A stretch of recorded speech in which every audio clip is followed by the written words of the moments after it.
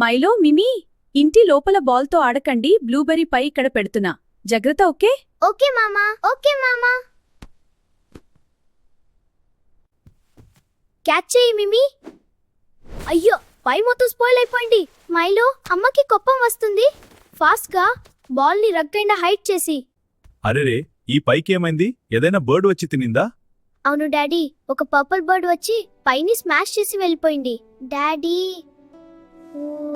Purple బర్డా? కానీ మైలోని face చూస్తుంటేనే అర్థమవుతుంది నువ్వు అబద్ధం చెప్తున్నావని. సారీ డాడీ, భయం వేస్తుంది. అబద్ధం చెప్తే మనసు బరువుగా ఉంటుందిరా మైలో. ట్రూత్ చెప్పాలి అంటే భయంగా ఉంటుంది మైలో, కానీ ట్రూత్ చెప్తేనే మనసు లైట్ గా ఉంటుంది. ట్రై చేయాలి అనుకుంటున్నావా? Sorry daddy, I did wrong. మేము ఇంకా లోపల బాల్తో ఆడము. నీ హానెస్టీ నాకు చాలా నచ్చిందిరా మైలో. ఇప్పుడు మనసు లైట్ గా ఉంది కదా? హా డాడీ, ఇప్పుడు హాయిగా ఉంది. గుడ్ మైలో, పడ వెళ్ళి అమ్మకి చెప్పుదాం.